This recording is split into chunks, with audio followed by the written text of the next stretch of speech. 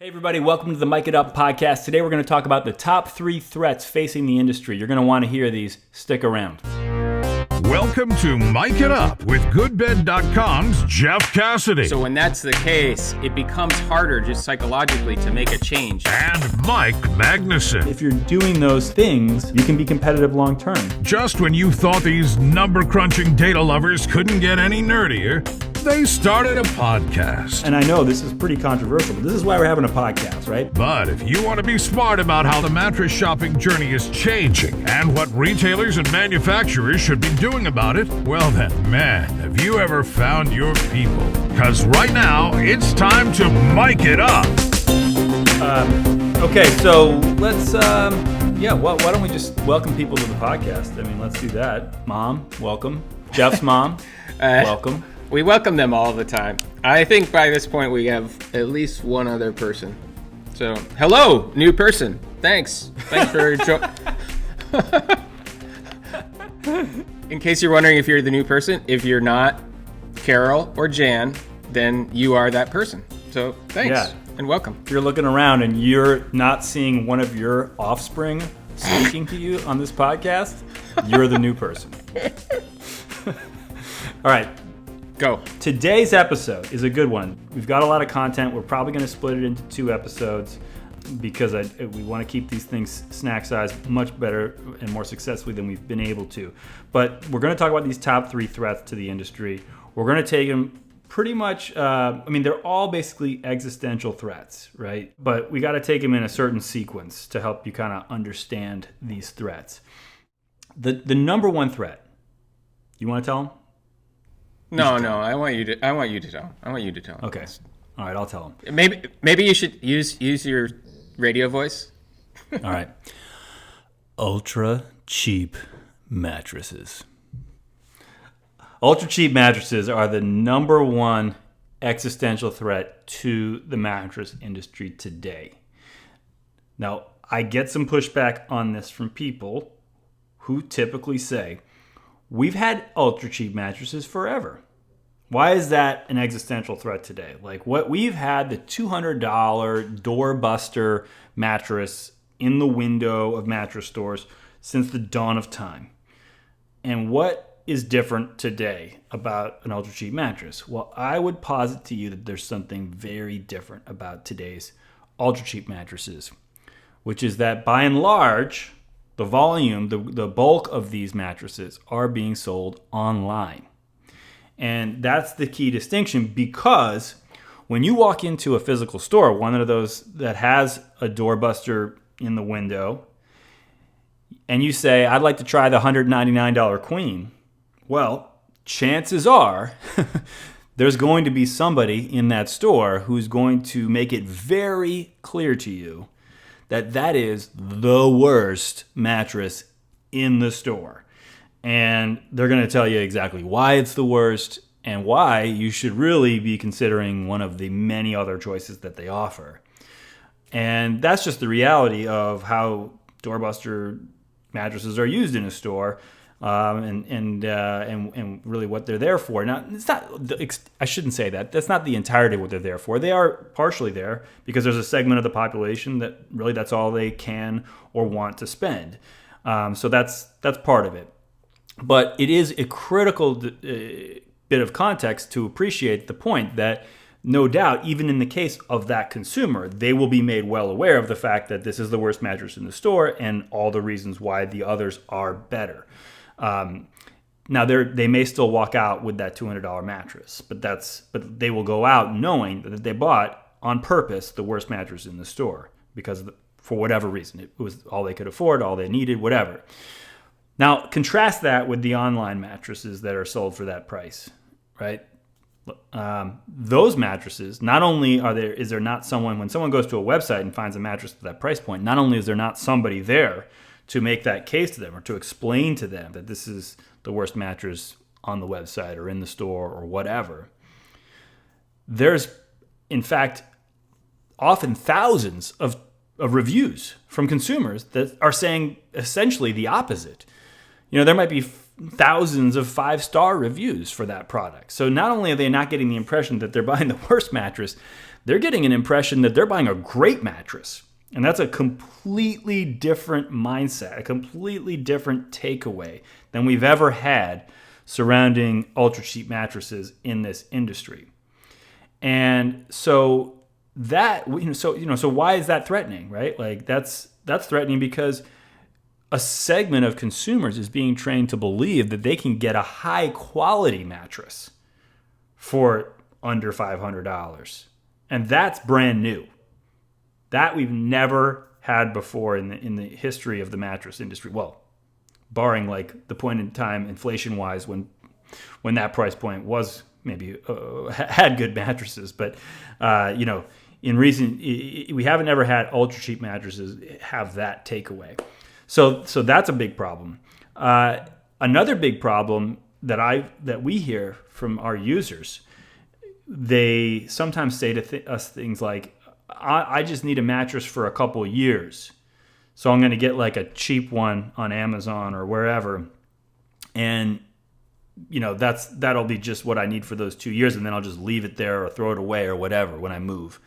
And the point there is that there is also a segment of consumers that is being trained to think of mattresses as a disposable item. And by the way, another incarnation of that has been some people who have been burned or had a bad experience with a more traditional mattress or a higher priced mattress. They've had one that got body impressions or something like that. Maybe they've even had multiple that experienced that.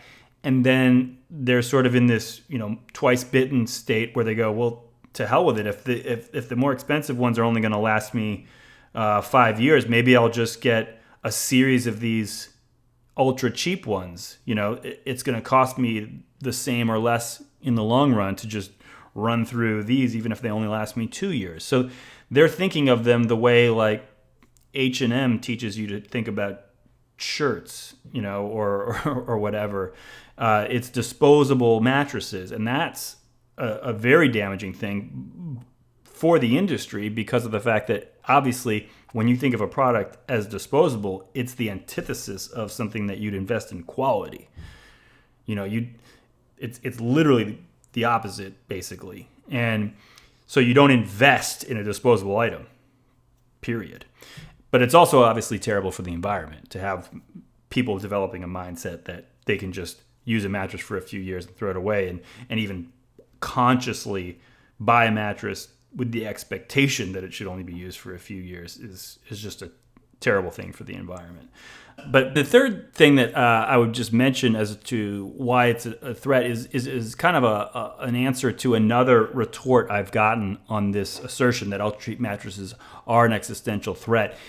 People sometimes say that they're growing the category, right? That they are expanding the market for mattresses. And I can buy into that to a degree, right? Like that there are some people who, because of the fact that they can buy a $200 mattress, maybe they're not going to take a hand-me-down mattress from their parents or a relative or what have you. But if you think about the economics of a $200 mattress versus a $1,000 mattress, I mean, the contribution margins are not even 5x difference. They're probably more than 5x difference. The price is 5x difference, but the contribution is probably more than 5x difference in terms of the profit margins.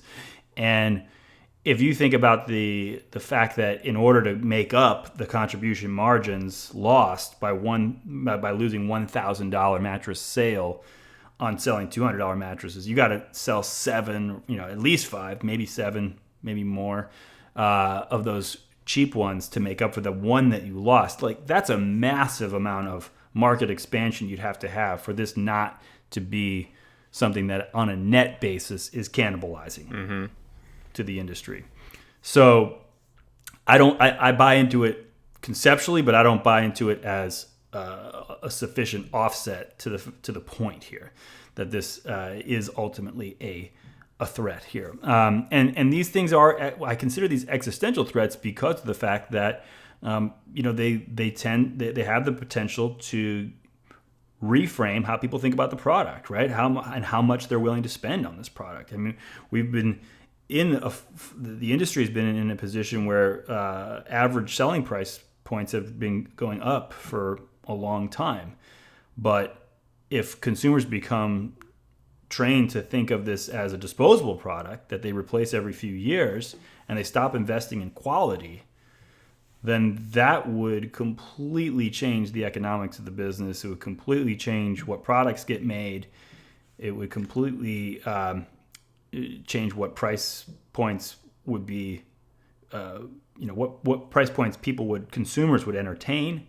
So it has the potential to radically change the industry, and I don't see a situation where that ends up being a good thing for the industry. I frankly don't see a situation where that's a good thing for consumers, and I don't see any situation where that could possibly be good for the environment. So I see that as just a net negative all around if people end up buying bad, cheap mattresses in more volume. Right. Instead of investing in quality, instead of investing in products that can last, instead of investing in products also that are going to be better for their health and their sleep health too. So there's just, I see that as a business threat, but also a threat to the other constituencies involved here. Yeah, the only entity for which it's a good thing is the lowest cost producer of cheap mattresses. That's true. Ultimately, the only one who wins in that scenario. Yeah, and the purveyor, I guess, of those, like the lowest cost purveyor of those also. But yeah, to your point, even purveyors and manufacturers of those products, if they're not the lowest cost one, even they, in the long run, are not benefiting from this. Right. They're going to lose. This goes to a lowest cost player on the manufacturing and retailer side. Right. Period. That's it. Just typical commodity industry. If that's what happens. Yep. And the market size for sure shrinks. Mm-hmm. If this becomes like we've never had in my time in the industry, we've never seen the market size shrink. But this is the kind of thing that could take us from 16 billion cutting in half. I mean, this could wipe just billions out of the market size of this industry in a heartbeat. So that's a big existential threat. Now, the second existential threat is closely related to this, obviously, because the second threat is Amazon. And I call them out specifically because of the fact that obviously they are the largest purveyor of these online ultra cheap mattresses, and that in itself, makes them part of that first threat. But I consider them a kind of a separate threat in their own right because of the way their platform is designed. Specifically, the fact that it tends to be designed in such a way that products have essentially two ways to win on Amazon: price and ratings. And then in order to understand why that's so problematic as it relates to ultra cheap mattresses, you have to kind of think a little bit about, well, what are the dynamics for an ultra cheap mattress in the ratings that it's getting? So specifically, when Amazon asks for ratings, it's typically 14, 30, something like that days, within a matter of a few weeks after you have received the product. Very, very early in its lifetime. So from the standpoint of an ultra cheap mattress, it's long before any of the quality shortcomings in that mattress are going to necessarily reveal themselves. And so that's one thing, is that those reviews are coming before the quality. It's not like a toaster where maybe the flimsy parts are just going to break when you pull it out of the box. It's a soft good. So it's going to take longer to reveal its quality shortcomings, for the foam to break down or what have you.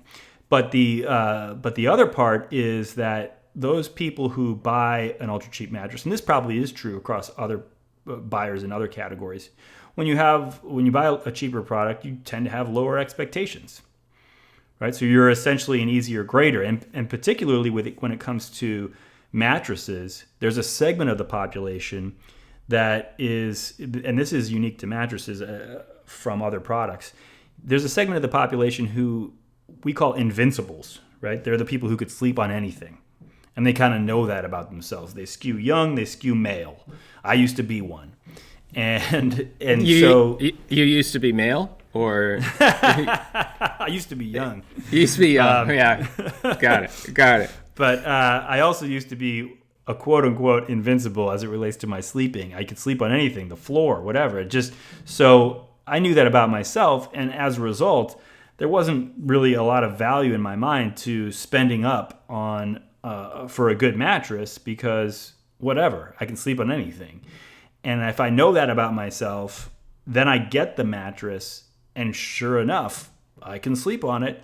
Well, again, that's like an easy grade, right? Like so the people who are invincibles are more likely to be the ones who are buying these products, who are like, I don't want anything. I don't want to spend more than $200, so I'll go on Amazon and just get whatever they have for $200, and that's what I'll sleep on. So there's a self-selection bias in terms of who's buying these things, and the fact that they're not only easier graders because they had lower expectations from it being an expensive product, but they're also easier graders just naturally as it relates to mattresses because they skewed towards this invincible category.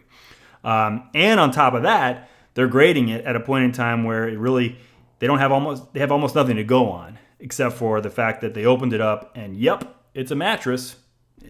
So right. It met all my expectations. It was cheap and it's a mattress. 5 stars. That's it. So that's what happens is these cheap mattresses get great ratings just structurally, just because of how the rating system is designed and because of the nature of this particular product category. And that's not an accurate representation of the quality of those products relative to other products on the market. And so people get a mistaken idea, essentially. They get an inflated sense of the quality of these products on Amazon. And then fundamentally, that becomes a particular problem when we go back to this point that there are only 2 ways to win on Amazon: price and ratings. Because if the cheap products have great ratings structurally, well then what room is there for a more expensive or just not cheap product, right? You can have great ratings. You can still try to go get great ratings, and maybe you succeed and you have great ratings, but that only brings you to parity with the cheap ones on that front. So you're still looking like, okay, they both have great ratings and one's expensive and one's cheap. Well, guess what? The cheap one's going to still win that. And as a result, if the cheap products get great ratings, then you pretty much have to be cheap. There's no room for anything except being cheap. And that's why what we see on Amazon is that apart from products that are developing brands outside of Amazon, they're really like they're building their brands through marketing and things that they're doing off of Amazon. I think that a lot of the brands that are succeeding on Amazon are falling into that category of the ultra cheap mattress. That's one thing. One thing I would say that it's not something that Amazon does to help take advantage of what you just described is something that other brands can do more than they are today, which is they ask every single customer for a review. So more traditional brands, they haven't had a good way, and it hasn't been as much of a priority to ask every single customer for a review. So Amazon has those advantages that you said, and they also do one best practice, which is ask every single customer and make it easy for them to submit one. 100%. Yeah, they do a great job with that. And that is something that for sure other retailers can learn from Amazon and should learn from Amazon. In fact, I'll tease this out that we've got some stuff coming down the pike where we can help retailers with that, actually. We can help you get more reviews of your products. So stay tuned for more on that. That's something that we are actively working on, and that has actually come directly from requests from retailers to us. So we're super excited about that. But just to go back to the Amazon, why we think of it as a unique and distinct threat, it comes back to those dynamics of price and ratings. And ultra cheap mattresses getting high ratings, and therefore there being no room for anything but cheap mattresses. And essentially, the net of all that is that the way the platform is designed, irrespective of the fact that there are a lot of ultra cheap mattresses, irrespective of that, it's designed in a way that it is fundamentally a race to the bottom. So it's sort of like, it's no coincidence that there's a bunch of ultra cheap mattresses selling gangbusters on Amazon. That is a direct result of how the platform is fundamentally designed. It was the only ultimate outcome that could happen. It really was the only way that that story could have played out. There's no other way. That it was always going to be the cheapest mattresses that sell the most. And maybe we didn't know how cheap mattresses could get. but we knew that for sure the mattresses that were going to move the most on Amazon were going to be those, just by virtue of how their platform is designed. And that in itself, just given Amazon's overall market power, I believe makes them a unique and distinct threat to the mattress industry. And that's only increased given the prominence that the Amazon plays in all our lives during COVID.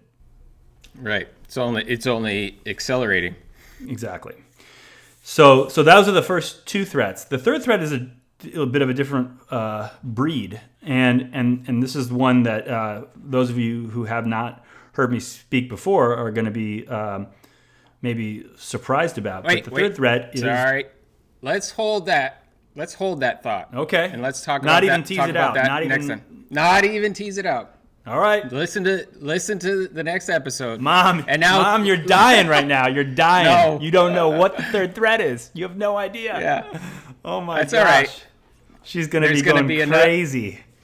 There's going to be another new listener next time. Oh my gosh. So come back to the story, the ongoing story. My history in podcasting. Okay, so yeah. So the story, just for those who missed previous episode, I have a long history in the podcasting industry. Although this is my first podcast, I sort of discovered the industry from its very infancy. I was kind of anticipating the premise in 2003 and 04 when the concept was first, when the name podcasting was first coined.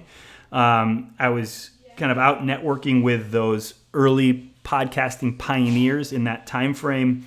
One of whom was Adam Curry, the MTV VJ from the 1980s, who had kind of rebranded himself as a podcasting pioneer in that time frame. And it was right around then when I was out meeting these folks, Evan Williams, who went on to become the founder of Twitter, and Chris Sacca, who went on to become one of the sharks on Shark Tank. We're all in part of that story in the previous episode. But what happened was I found out that Adam Curry, who had been doing a podcast of his own, which was at the time, I think, the most downloaded or listened to podcast of that time period, called the Daily Source Code. And I found out that he was looking to start a podcasting business, like turning that content, that one sort of creative episode thing that he was doing into an actual business, and it was going to be a podcasting platform of sorts. And I found out that his business partner in that was someone who I had known from some work I had done previously when I was at Time Warner Ventures, working in their venture capital group. And so I knew his business partner and reached out to him, and actually ended up getting involved with them very early on in their thinking, before they'd raised any money, before they'd really hired much of a team. And they were basically pulling together, creating a network of a platform for podcasting that was going to help creators create content more effectively, help them distribute it, sell ads for them. It was going to be kind of an ad network type of thing. So a lot of the things, by the way, that companies in the last few years have sold for hundreds of millions of dollars sold to Spotify, one recently sold to Amazon. But this was 04, late 04. So we started talking. We actually got pretty far down the line, and I was even able to convince my partners at my firm that I worked at, who were not as digitally native as I was. But I was able to kind of explain to them my thesis for why I thought long-form spoken word audio content had a really promising future, and why I thought that this was an opportunity to partner with kind of the leading, at the time, certainly was the leading group of people in this space. And at the same time, I was able to convince Adam and his business partner, Ron, that we were a good partner, given our expertise in the media space, including in traditional radio, terrestrial radio, as well as other forms of content and so forth. So able to kind of herd all those goats and signed a term sheet with them. This was early 2005 to help them build their company. So that was, maybe let me pause the story there, but I'll continue as to what happened from that point next time. All right, just one for the end of the snack. Are you still buddies with Adam Curry? I don't think I want to tease that out. I think I'll leave you hanging on that one. Now you have me in like a where are they now mindset. Yeah. I'll try not to Google. Yeah, where is Adam Curry now. Don't spoil it for yourself. Yeah, I'm hoping he's a billionaire and that I also am. We're a billionaire. Yeah. All right, so we got some good tasty morsels for next time. Good stuff. Well, we're going to wrap it up there. So as always, we will thank you guys for listening, and we will encourage you, if you like what you hear, please subscribe and please leave us a review on whatever podcasting platform you use. We really appreciate it, and it will help other people discover the podcast. So thanks again, and mic it up. We're out.